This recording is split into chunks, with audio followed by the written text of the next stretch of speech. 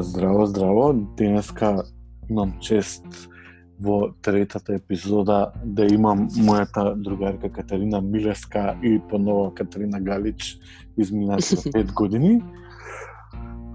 Диджејка, промотерка, мајка, прогресивна, не од оние мајки што зборат за гомца од броколи, кака децата. Јас спомнав во првиот подкаст кате дека заедно имавме емисија на Клуб ФМ радио, па некако и реално беше да ја викнам пак, затоа што имаме муавет секојаш, ама и логично е да видиме како еволуираат луѓето. Меѓу време кате од диджејка стана мајка, се сертифицираше за Baby Lead Winning, колку и да ви звучи овај alienated и абстрактно, многу е прогресивно и многу култно изгледа. Ај да не изборам само ја, Кате, здраво, како си? Здраво, еве супер. Изолирана на тераса, подалеку од децата што спијат. Да, ама лично и касно легнале деца од денеска, затоа што нели сме дома и да се пуни енергија и они. Па да, касно и се промени нели времето и малку сега треба да се вратиме во ритам. Да. Сабајле ќе видиме на НТС, што ќе биде прво што ќе пуштиме. Да, нашето омилено радио. Искрено, јас само тоа слушам по дома. Немам баш моментално време за мојата рутина на преслушување на нова музика. Многу ретко тоа се случува. Да, Кате од оние диджеи што кога спремаат сетови, сакаат многу сериозно да го спремаат сетот. Јас знам дека дури и по 2 месеци спремаш сет. И тоа е разбирливо, затоа што сакаш да го спремиш кој што треба.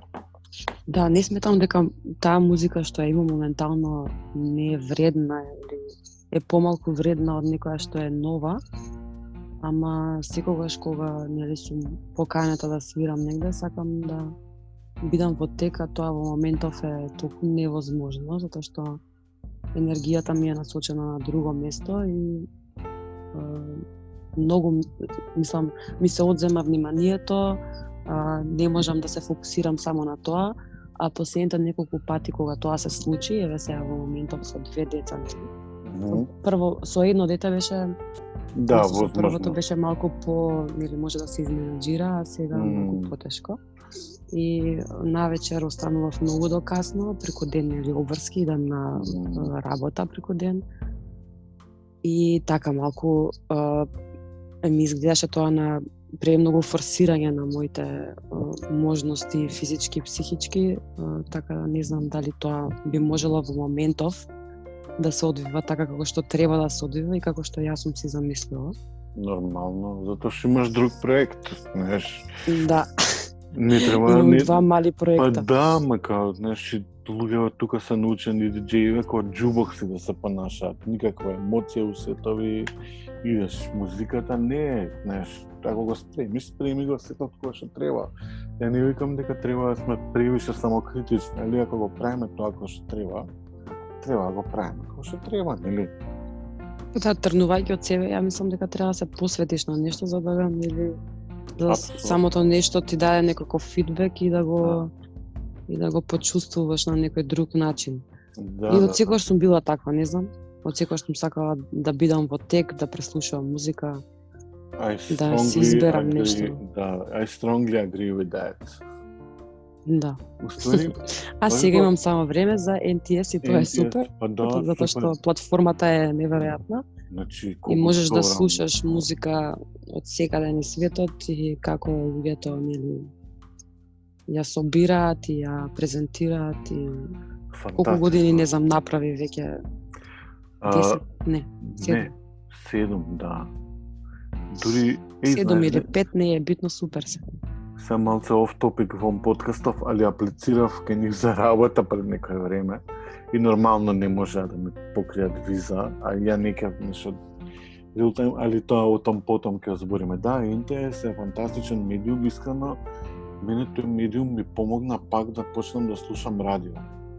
затоа што толку многу некако ме впи целата енергија што насочува таму, и нели Чарли Ептен не е фаворит, Бредли Зиро, Мокси, некако тие луѓе се многу, што се онака прогресив тинкинг, него и музиката како добро ја презентираат. Знаеш, дури го смине контекстот дека диџеи мора да пуштаат бенгери баш за подиуми или све останато, или например Floating Points кој ќе избаци некое народно усет на НТС и само викаш и обе чека малце ова, малце поотворено него што сме научени да слушаме, така да Да, па како почна и како се развиваше сега таа приказна, мислам дека се на прав пат и дека се многу стабилни.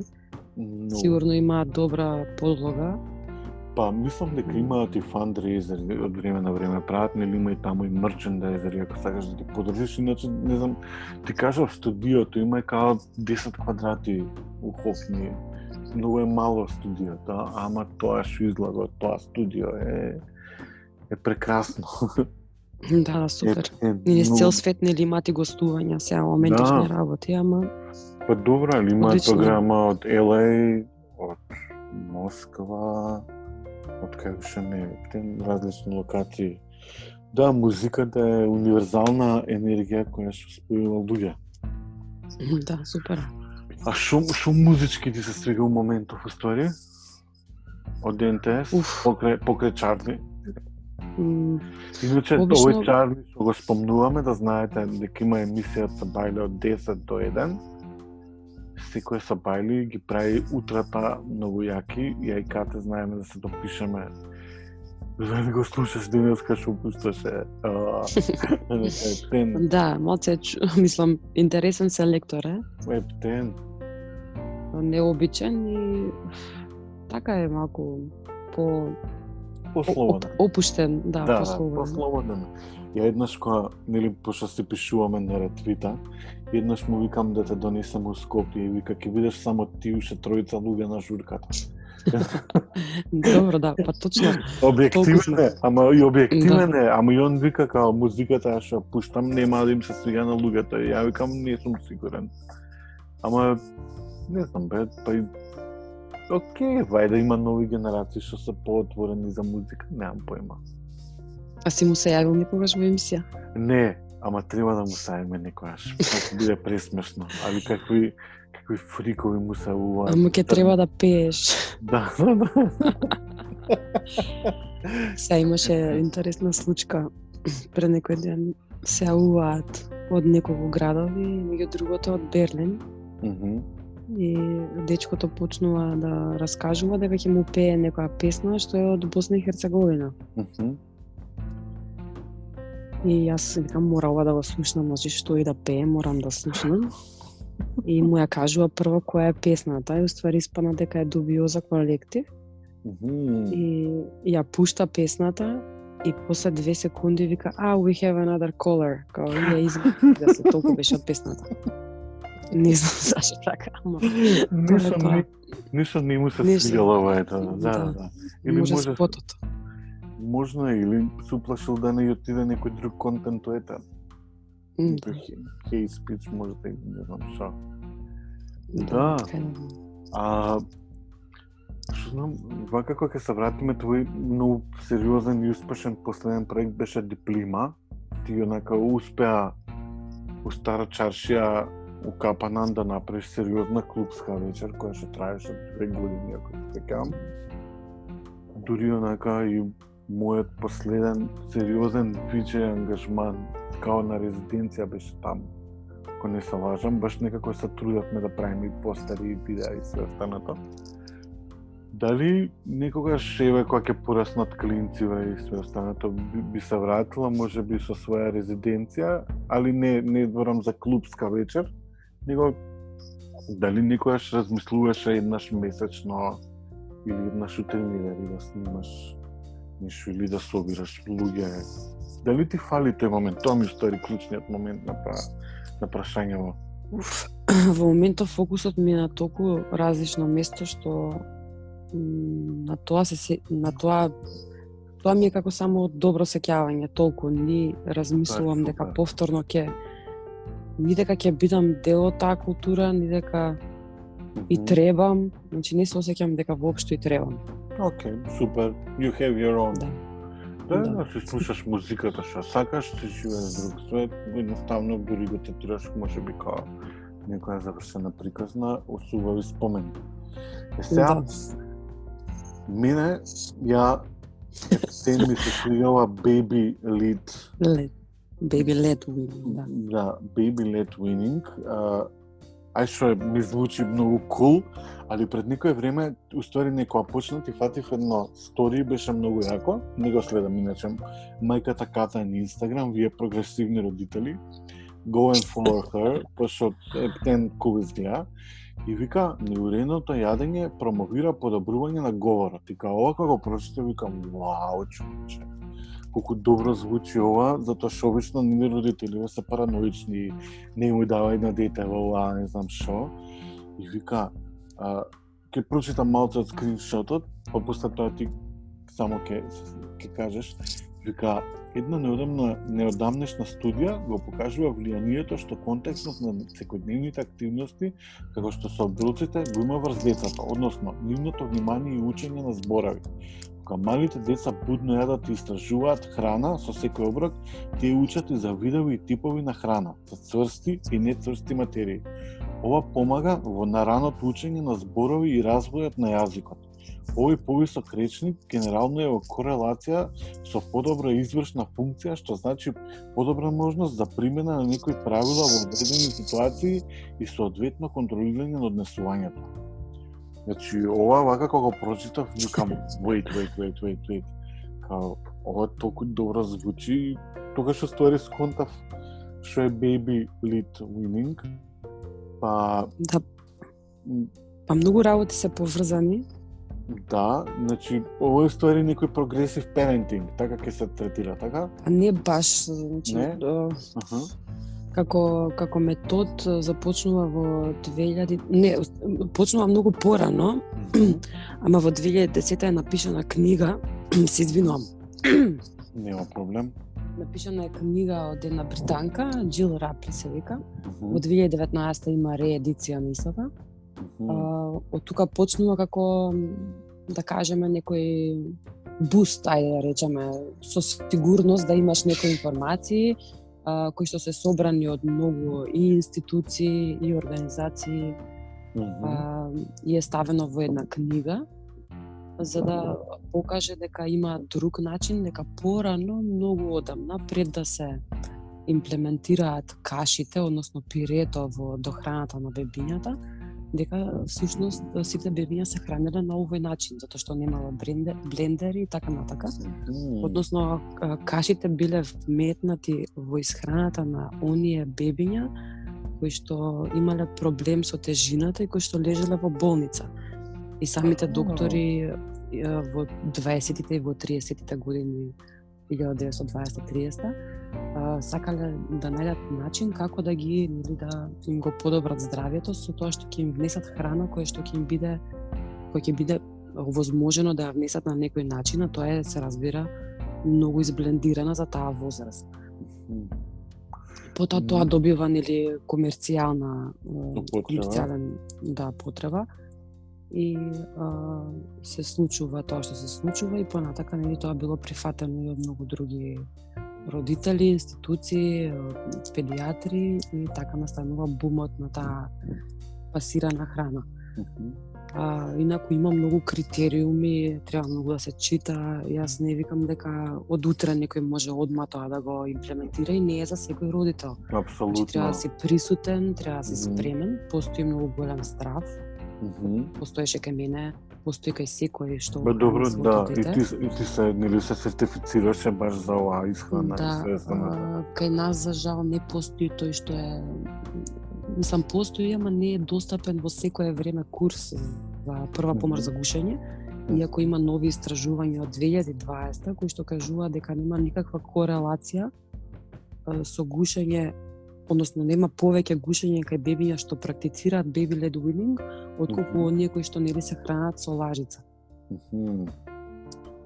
Така да има многу критериуми според Светската здравствена организација, бебињата или според Американска академија на педијатрија, бебињата треба да добијат дохрана после 6 месеци, не порано од тоа, затоа што некои мајки им даваат затоа што мислат дека се спремни на 5 месеци, на 4 месеци, ама тоа е многу погрешно. Значи се што му треба на едно бебе до 6 месеци е млеко и мајчино млеко или формула, а потоа нели треба да се прати развојот за да почне само да се храни. Али да, пример, Релја е второто дете, првото дете на Ката не беше хрането според Baby Weekly, али Релја, например, кога јаде, као уметност, као перформанс амите во тоа.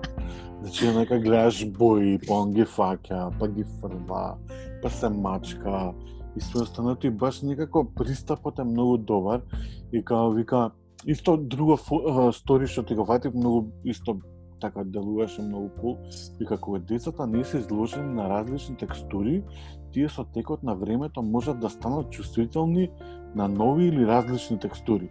Ако го одржувате вашето бебе многу чисто за време на оброците, тие можат да достигнат момент кога и да се допрат, осетат на своја коша некоја храна која ќе им биде непријатно затоа што им е толку туѓа чувство. Постојаното бришење со лажица или салфетка за да се задржи бебето чисто, всушност е многу понепријатно за нив. Значи, ова исто многу некако ми се допадна затоа што мислам дека децава ај што стануваат свесни што јадат, утре вајде ќе оценат и тој оброк многу повеќе, брокулата вајде или било кој овош или зеленчук, ќе знаат текстурата, покрај вкусот и све останато. И Па има разлика кога нели комбинираш три работи, овош е зеленчук и уште нешто. И кога е сето тоа изблендирано, има иста текстура. Не ја знаеш бојата, не можеш да ја препознаеш затоа што не се препознава. Пијач на смутиња можам да го потврдам истото тоа. Да, и некој друг доаѓа и ти вика отвори уста, сега јас ќе ти ставам нешто што не знаеш што е, ама ти мора да го изедеш. Да, затоа што не можеш да го изедеш. Затоа може би бебињава се љутат, некад не јадат можда, Зависи од бебето. Али ова е супер. Да, ова е супер, например, кога ги запознаеш. Да, сакам да кажам дека не мора да биде примендливо или дека не е ова метод кој што мора секој да си каже ова сега мора да се примени или дека е помодарство. Не. Многу е битно да се разјасни дека самите родители треба да одлучат што сакаат или на кој начин сакаат да го хранат своето дете. Многу од нив ќе се повлечат, многу од нив имаат и проблеми со хранење со лажица, значи кога самиот родител го храни бебето. Така. И потоа преминуваат на овој метод затоа што сваќаат дека бебето одбива некој да му става туѓ предмет или храна во уста. Исто како на нас, некој ако ни се добри живе, јас ако ти дојдам со лажица, да, не знаеш што има во лажица, да ти викам док отвори уста. Сега да видиш што ќе јадеш. Да, или ако можеме да го поврземе моментот на семањето, ако е некој веган или вегетаријанец кој мене, кој ме вика пред 15 години, болен си нешто? Тоа е истиот пристап, као, ајде, отвори уста, бутај. Да, многу интересно со овој метод можеш да видиш на секој оброк, што ќе го понужи затоа што треба да има нели варијација и да понудиш различни работи. Тогаш бебињата избираат, ако има например 3 работи, овош е зеленчук, авокадо кој што е нели пуно со масти или месо, секогаш избираат тоа што им треба во моментот. И секогаш тоа го форсираат. Да. Што му треба на организмот. Многу интересно да се наблюдува, мислам наблюдувале, напишале студии научни. Релја кога почна да јаде вака? Релја почна да јаде точно на 6 месеци и 1 недела. А сега има Релја 3 години? Затоа што не, сега ќе пуни 2 години. Сега ќе пуни 2 години. И цело време јаде вака и сам јаде, немате цело време не. Да, многу е смешен како јаде и све останато. Да, интересен е, са има и некои нели нормално ситуации. Абе, апсолутно. А ти менаџираш. родителиве ке нас како реагираат на вакви малце по-прогресивни? Има многу интерес. Иначе Дарко Булдиовски ми рече дека на претходниот подкаст сум бил као Добро утро Македонија. И сега му прашањава како ги формулирам вајда нема пак да си звучам така, нема Добро, се ако не си ама не, ако не си запознаен со некоја тема, мора така. Нормално, не, ја као сум запознат. Генерално. Али не сум адванс. Да. Али ми звучеше многу супер ова што го правиш, затоа и сакав да збориме малку и за тоа. Да, па всушност мене хранење на деца не ме интересира од сега. Туку од кога се роди Миха и секогаш имав некој гард или се повлекував кога педиатрите ќе ми кажаа сега ова треба да јаде, сега ова треба да јаде. И тој момент ми беше као зашто сега ти ми кажуваш што треба моето дете да јаде, јас морам да проверам. Ствари, јас сум фрик за информации, секогаш сум сакала да знам нешто повеќе, од повеќе извори, зашто е тоа така.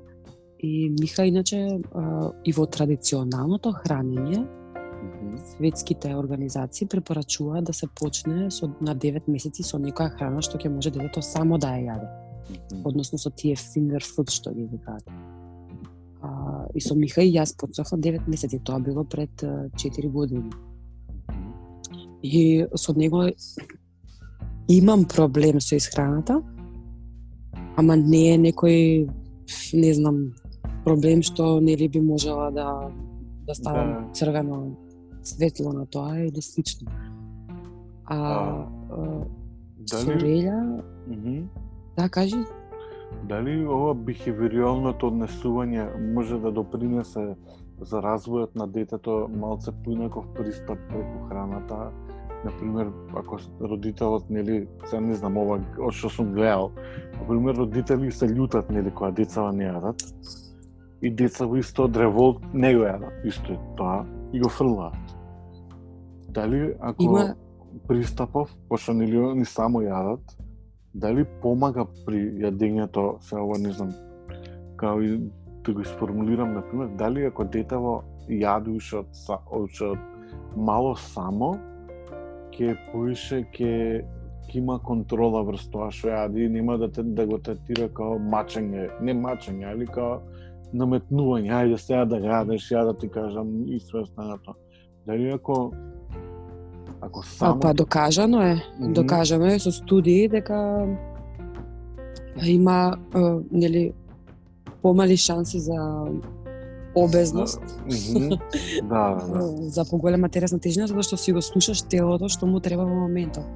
Тоа е супер. Многу интересно е што има и еден друг пристап, се вика Division of Responsibility, или делење на одговорноста. Односно, родителите треба да се погрижат што му даваат на детето и во кое време, а на детето е да избере што ќе јаде и колку ќе изеде. Супер. Значи, без форсирање. Апсолутна демократија. Тен ми се допаѓа. Демократија у хранење, да. Да, па не, така да има многу пристапи, многу студии, многу книги напишани на овие теми. Малку сме назад. Добро сега, да. Мене не ми се допаѓа што и самата медицина овде и има многу аспекти, односно не би сакала да се мешам, ја ви кажувам само информации, не ви кажувам медицински совети. Доктор, ти си сертифициран инструктор за беби. Да, јас сум само за baby led weaning, тоа значи можам да ви покажам како се храни детето, ако и на мирници ќе ги одберете, тоа е ваше. Сакам да кажам дека во 2017 година, еден интересен податок, тоа е пред 3 години е направена огромна студија, која што се вика LEAP, односно студија за алергени. Затоа што во нашето општество се даваат алергени многу подоцна.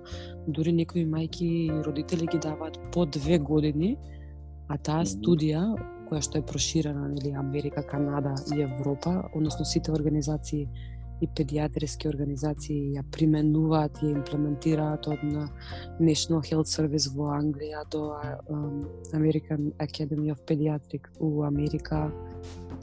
во САД, односно Канадската организација на педиатри, сите препорачуваат после таа студија, затоа што е обемна, алергени да се даваат порано. Освен ако детето нема нели некои претходни генетски предиспозиции да биде алергично на нешто, дури и тогаш се дава уште порано на 4 месеци, на 5 месеци, за да самото тело нели се избори со тој алерген и да самото дете нема проблеми понатака со истиот. Како што се јајца, како што е риба, како што е суса, млеко, не знам, глутен. Баш убаво, цела уствари нова навика. Да, сакам да кажам кај нас педиатрите уште не го применуваат тоа и алергените се даваат многу подоцна. Отколку што е нели препорачливо и се имплементира во овие држави. Види, веројатно, пошто реално луѓе околу нас више сите горе доли имаат деца и времињата се многу сменети, нели, во однос на исхрана, воспитување и се останато. Веројатно треба време да пројде за да почне и малце посериозно да се третира и ова. Веројатно тогаш и градинките ќе сконтаат колку е битно за развојот на децата, да им дозволуваат сами да јадат и све останато. А вака од дизајнерски аспект да те прашам дали, пошто на пример кога се хранев со нутриционистка и уште се обидувам да се хранам, потоа мен ништо ми го имаше направено нутриционистката, она секогаш ми зборуваше за боите на храната. И Добре. Дали сега визуелно тоа дизајн аспект, како дизајнер, многу ми е битно кога правам салата, сите бои да ги му една салата. Дали децава реагираат на бои, например, као релја, дали реагира по некоја боја, дали ја распознаа храната, дали хранава од овој пристап ќе му помогне да ги знае поише боите, дали можеби се отвара некое ново ниво кај децава, мислам ново ниво како игрица да е. Ама ја не сум родител, така да ќе ми простите за моите зборови ако звучат како игрица. Али, например, дали детево полесно ќе се отвори и при зборењето, при селектирањето на бои и све останато, дали некаков импакт има се тоа? Секако дека има прво нели визуелно ја посматраат храната како таа изгледа. Да, затоа и ова текстурите, пак се вратам на текстурите и се останато, да. Да, па многу е битен тој момент што го спомна претходно. Значи, битно е да ја разпознаваат храната, како изгледа, што е тоа и каков вкус има, каква е текстурата на самата храна. Додека со пире, нели, тоа не е возможно, затоа што мешаме се заедно, како смути, нели? Да. Затоа и многу од овие што сум јас во комуникација со нив диететичари, не нутриционисти, што се специализирани за детска исхрана, и препорачуваат смутито да биде редовно дел од исхраната, затоа што самите деца не можат да препознаат што јадат, затоа што тоа е оброк. Туку нели само ќе го напълна стомачето. Сендвич со компирманџа што го викаме ние. Тоа така. Но не значи дека не треба да се дава така. Да, апсолутно. Треба се поредко да се дава. Многу има да се збори за хранење. Не, супер, кате, не знам, ја те охрабрувам да почнеш можеби да снимаш некој влог или подкаст и се останато, или пак да почнеш да држиш некои обуки, затоа што верувам дека во план ми беше да биде нели тоа како обука отворена со пристап нели повеќе како workshop. Ама се случи ова што се случи и сега е малце стагнирам, иако може да се случи онлайн. Како ја и ти сега што комуницираме. Значи, како да ти кажам, имам презентации, имам видеа. Цел месец така, јас сум на онлайн. Да, мајката Ката на Инстаграм, дечки, девојки, идни родители, сегашни родители, вегани, вегетаријанци, карнивори и све останато. Мајката Ката е, повторувам уште еднаш на Инстаграм. Фала. Да. Другиот профил не го кажувај. Другиот профил е диджејскиот и Daily Life, тој не е. Таму Ката, ако сака. Супер Ката, а дали децава реагираат на музика исто? Тоа е многу битно. Кога јадат. Многу е битно за исхраната, не е битно како се храни децата, дали е пире или baby led weaning или што и да одлучат родителите, битно е да нема дистракција. Мгм. Битен е фокусот. Битно е дружењето на маса, Мгм. како јадат тие што се Сите на масата. заедно и Да. он да почувствува дека го прави истото уствари. Така, да се почитува традицијата, да се почитува што има на масата, Значи, како се ствари, служи. да, ај што го охрабруваш да е самостално детево, него и као го учиш на моментот дека сите сте заедно тука и он партиципира у јадењето, не да се малтретираш, него не си ти фокусирана на него, него он јаде, ужива сето тоа. Да, дечки, отворете го профилот, ќе видите што точно збориме, прилично кул изгледа сето тоа. Да, интересно е. Интересно. Јас можам да кажам дека имам многу позитивно искуство до ова се и сакав за тоа и го отворив профилот. Го отворив со 2 месеци, да, со 2 месеци закаснување, веќе реда 2 месеци јадеше. По тој начин, ама мислев дека треба некој друг да види што се случува и дека може поинаку. И нели има голем успех. Не викам дека нема да има некој регрес. Сигурно ќе го има, затоа што нели тоа се деца, ама ќе се трудиме сите заедно. Многу е битна поддршката од родителите, од фамилијата. И ќе се трудиме сите заедно нели да остане како што е во моментот, а тоа е непребирливост, барање храна, односно знае кога е гладен, знае кога му е доста, бара репете, ако е сит, не бара повеќе.